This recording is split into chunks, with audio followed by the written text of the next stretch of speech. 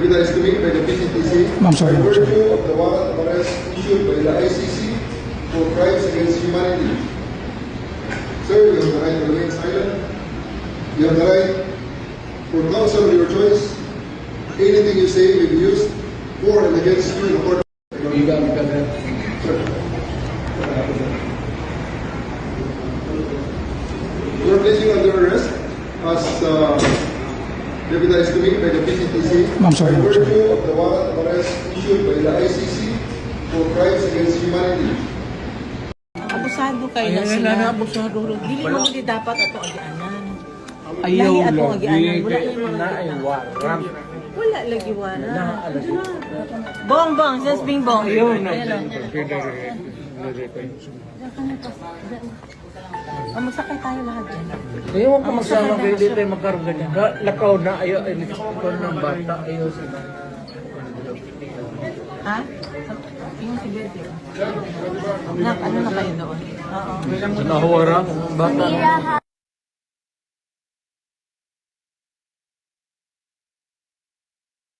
Ate Sinira.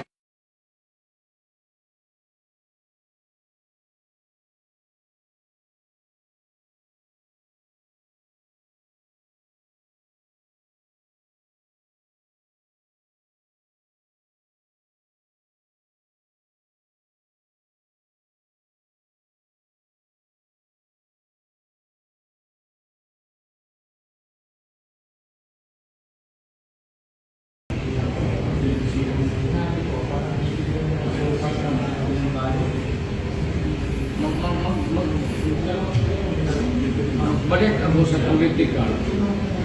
Di ba ako magpulong dito ganito? Nanibig kong magpulong ako. Eh, wala namang bawal, di wala namang bawal na tumakbo ako. Unless the final judgment is deprived of your right to seek public office. But far from it, actually, nagkakitang proseso. Like other stories na gumaan sa inyo. Wala talaga nangyari.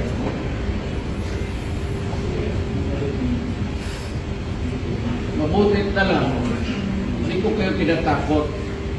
Mabutit na lang, wala na-file ng case sa inyo. Kasi sa itaas, pagdating ng itaas, ginagawa ninyo yung trabaho ninyo, puro blunders naman doon, blooper, puro.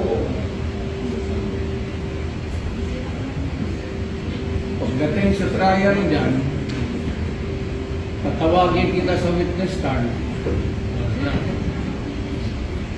Sabihin ko, you are the person who arrested me. May I know the reason why? Have you read the documents?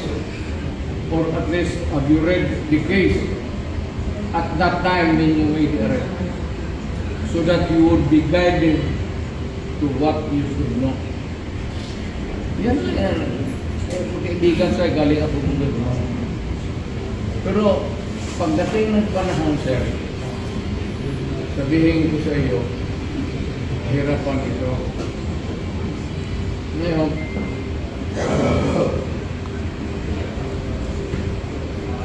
ulit ibinisa yung mga buwang na ito. Hindi na-rely on dyan sa ICC na yan. Hindi ka na-prosecute ni sa ICC. Hindi na tayo membro eh. Kaya lang, hindi kayo. I'm just talking as a former prosecutor. Siyempre, sunod lang kayo. Pero, mas ginanong tuwing ko, isasabi ko kita, kasi ito ba nang nagigit sa akin? Pero hindi rin ako papayag na makulong ka. Ituro mo lang kung sino nag-uto sa iyo, ihampas ko yung akin.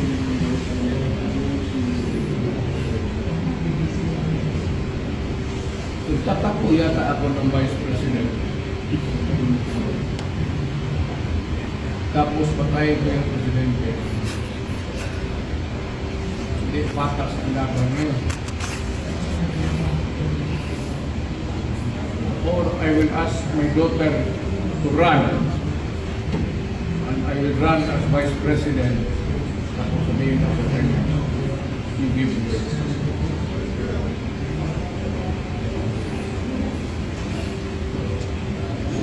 Sabihin ko sa inyo mga militar, kuditan ninyo siya para because both not for decision para makatakbo siya ulit.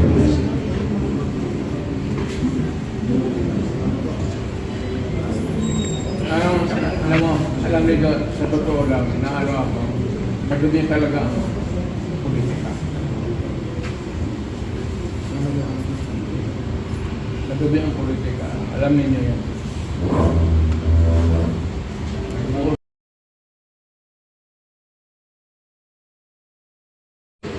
We have to find a compromise. Without doing those. Show to me now the legal basis for my being here. As apparently I was brought here not of my own volition. If somebody else says, kung hindi ibang tao, ikaw siguro, because this is your structure. So you have to answer now for the deprivation of liberty.